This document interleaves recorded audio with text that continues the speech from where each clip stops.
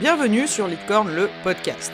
Ici, on parle management et leadership, mais pas que, puisque je te parle également de retour d'expérience dans l'entrepreneuriat. Pour moi, le management est quelque chose de simple, puisqu'il s'agit uniquement de relations humaines. Au fil des épisodes, tu découvriras tous mes trucs et astuces qui te permettront de te gérer toi, mais également de gérer une équipe. Et crois-moi, ça marche même avec ta belle-mère chiante. On se retrouve tout de suite pour l'épisode du jour. Et bienvenue dans ce tout nouvel épisode où on va parler d'un truc. Tu sais que moi, j'aime parler des trucs qui dérangent. Ouais, je suis comme ça. Je vais l'assumer une bonne fois pour toutes. On me dit toujours que je suis très négative et pessimiste, mais merde, après tout. Moi, j'aime parler des trucs qui dérangent. J'en ai marre qu'on nous montre toujours des beaux objets et des personnes qui réussissent tout le temps. Et là, je vais te parler d'un sujet qui est la perfection, et je vais te dire que tu n'es pas parfait. Et moi non plus. C'est une phrase que j'ai énormément dite et que je dis encore aujourd'hui, mais que j'ai énormément dite à mes anciens équipiers à l'époque où je travaillais chez McDo. Personne n'est parfait. Je commençais comme ça. Personne n'est parfait, à commencer par moi. C'est ce qui fait la magie de l'être humain. Et donc cette perfectionnite aiguë, il y en a qui s'en foutent, il y en a ils ont un lâcher-prise de taré. Personnellement, c'est pas mon cas, c'est peut-être pas le tien non plus. Et donc cette perfectionnite aiguë, elle va te pourrir la vie. Y a pas d'autre mot. Elle va te pourrir la vie pour le moindre truc. Je te cite des exemples très concrets en entrepreneuriat. Passer 3 heures sur un visuel. Passer 2 heures à écrire une newsletter. C'est-à-dire l'effacer et la réeffacer je ne sais combien de fois parce que les mots vont pas, parce que la mise en page te convient pas, parce qu'au final cette phrase elle va pas. Et même combat pour tes posts. Alors que bon, la newsletter c'est un petit peu plus intimiste, les gens vont passer, en général s'ils sont abonnés à ta news, ils vont la lire jusqu'au bout. Les posts, honnêtement, voilà. Il faut quand même avoir un visuel qui capte l'attention, avec une catchline de fifou. À partir du moment où la personne s'est arrêtée sur ton truc, elle va commencer à lire. Donc c'est sûr qu'il faut pas débander direct à la deuxième phrase dans le post, on est bien d'accord. Mais, temps d'attention sur les réseau, 3 à 4 secondes. Si t'arrêtes pas la personne là, les réels, je t'en parle même pas. Donc, dans l'entrepreneuriat, va falloir apprendre à lâcher prise. Et ça, c'est difficile. Apprendre que la perfection, c'est bien. Faire les choses correctement, bien sûr qu'on les fait correctement, ok ? On n'y va pas comme un chien fout sa merde, quoi. Pas aller un peu crûment, mais il va falloir apprendre à lâcher prise. Sinon, tu vas me péter une durite. Voilà, me péter une durite, c'est-à-dire que dès qu'il y a un truc qui va pas, et que ça fonctionne pas comme t'as envie, et que c'est pas parfait à tes yeux, et là je dis bien à tes yeux, tu vas péter un câble, tu vas tout envoyer chier à la moindre... Alors, je te dis ça, et franchement tu me vois pas, mais moi j'ai le sourire parce que je l'ai vécu. Et je le vis encore sur certains points, ok ? Pour ça que je te dis que personne n'est parfait, à commencer par moi. Et c'est une phrase que je dis et que je redirai, et je pense jusqu'à la fin de ma vie, parce que c'est tellement vrai que la perfection n'existe pas, et ce qui pour toi te paraît parfait va paraître imparfait pour quelqu'un d'autre, et inversement, donc s'il te plaît, lâche-toi la grappe, quoi. Je te dis pas de faire de la merde, et je te dis pas de tout envoyer valser comme ça, et de dire allez c'est bon, c'est pas ça. Mais en étant trop perfectionniste, t'enlèves la part de kiff, en fait. Et t'enlèves la part de magie, parce que, petit exemple perso, il y a des jours, franchement, surtout le post du lundi. Moi, j'écris mes posts à la semaine, quand j'y pense, ils sont faits la semaine d'avant pour la semaine d'après, et encore, c'est pas souvent, des fois je les fais le week-end, bref. Et il y a des fois, le week-end, nique, j'ai pas envie. J'ai pas envie, et du coup, je vais faire ça le lundi matin avec la tête dans le cul au café à 10h, et j'ai encore moins envie, parce que du coup, je ne sais plus quoi dire, ni quoi faire, et c'est des posts que je vais écrire, allez, en 20 minutes le post, quoi. Et ben, en général, c'est ceux qui marchent le mieux, c'est un truc de fou, c'est-à-dire que quand tu le prépares, que tu le travailles, que tu travailles tes mots, la syntaxe, le machin et tout, ça fait un bide de l'enfer, alors qu'un truc écrit à la va comme je te pousse, j'entends, mais...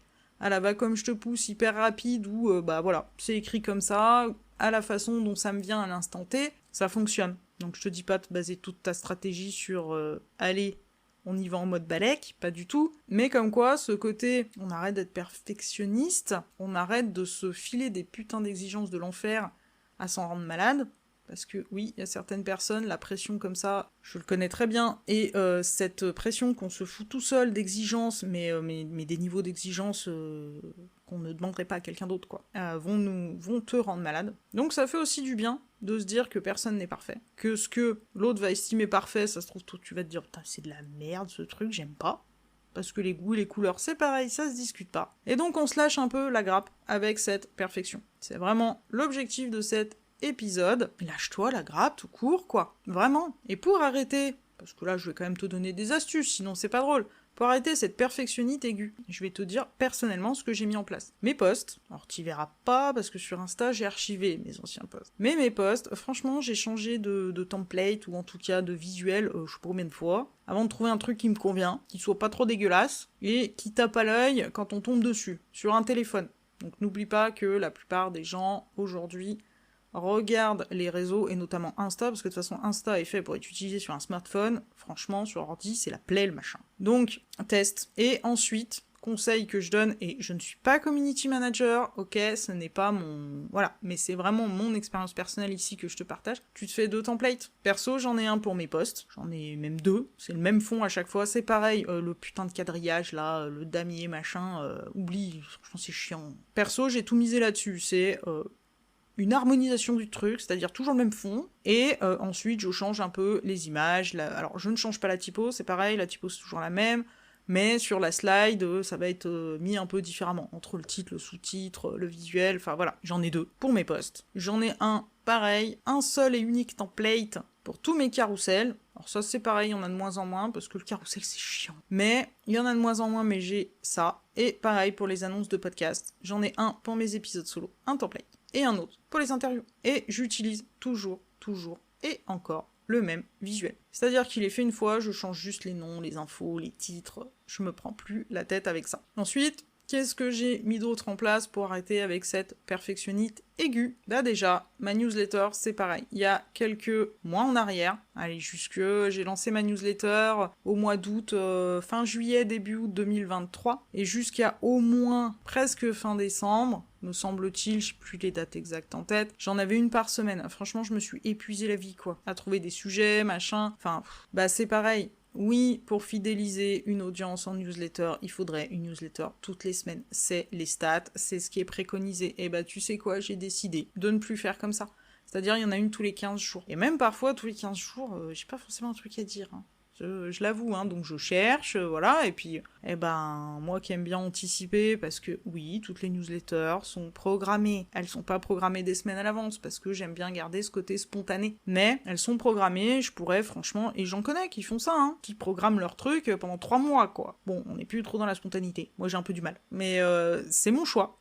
C'est mon choix, et il y a des personnes qui ont besoin de garder le contrôle là-dessus, et je l'entends aussi. Mais la newsletter, il y en a une tous les 15 jours. Et là, tu vois, ça fait un petit moment que je réfléchis à me dire, pourquoi j'en ferais pas une par mois. Après, ça fait un peu juste, une par mois, j'avoue, parce qu'une tous les 15 jours, le rythme est plutôt correct, j'ai toujours à peu près quelque chose à dire, donc ça, c'est cool.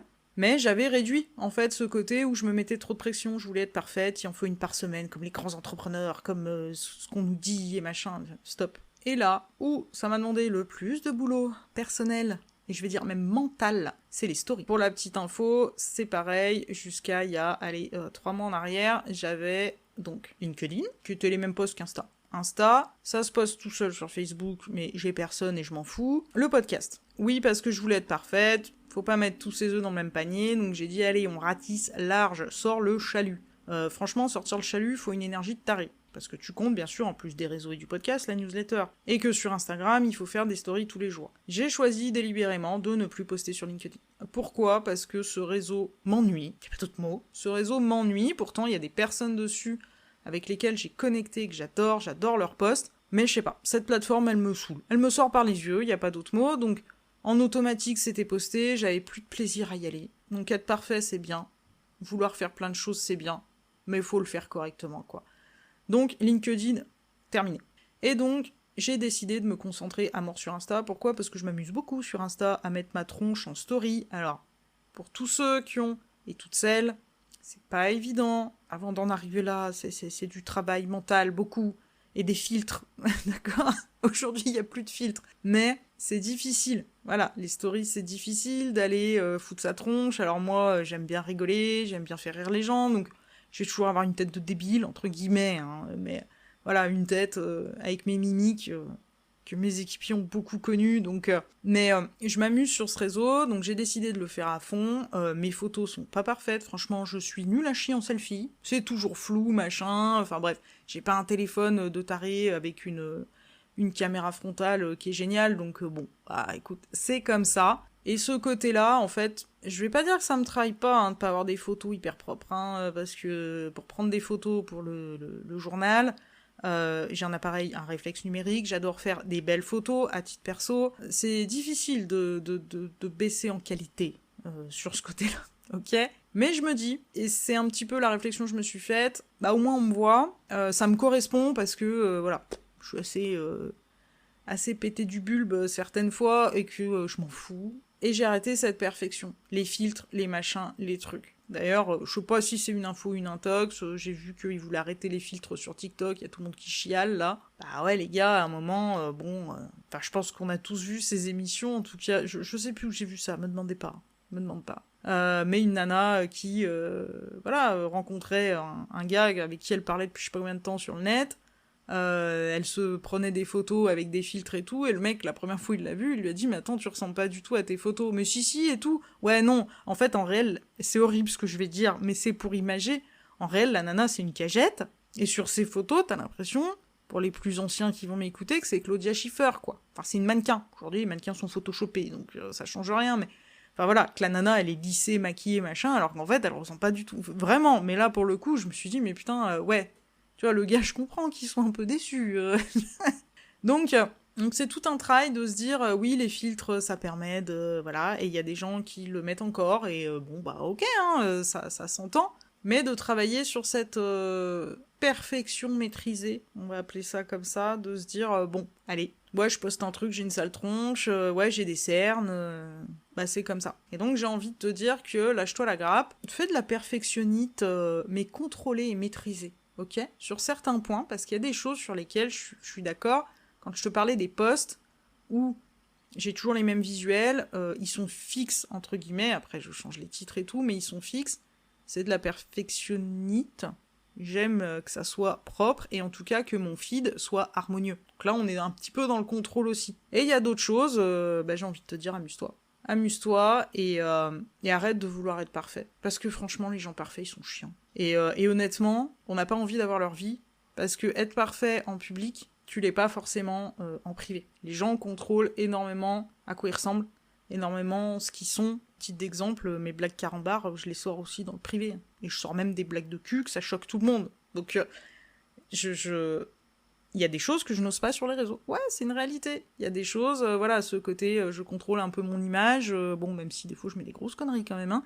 Mais les gens ont envie de connecter avec des personnes qui sont comme elles. Et si ton public à toi, c'est des gens qui sont comme toi, pas forcément parfaits, on a tous nos défauts, tout, et que toi t'es personne Miss ou Mister parfait, ils vont pas venir te trouver, les gens, ils vont avoir peur. Peur du jugement. Peur de se dire mais cette personne-là, elle est parfaite, moi je suis une merde, je vais pas aller la trouver, ok ? J'exagère le trait, mais c'est un peu ça. Donc contrôle certaines choses, je suis ok, tes visuels, tes trucs et tout, et après pour le reste, franchement laisse faire la magie, hein. Allez, mets un peu de licorne et de paillettes dans ta vie, là, et laisse faire. Je te remercie de m'avoir écouté jusqu'au bout. Je vais t'inviter à me laisser un commentaire, un like ou 5 étoiles sur ta plateforme d'écoute préférée. Si tu n'es pas abonné, franchement, abonne-toi pour me soutenir, ça me fera vraiment plaisir. Et n'hésite pas également à venir me suivre sur Instagram, oublie LinkedIn, je suis plus là, d'accord ?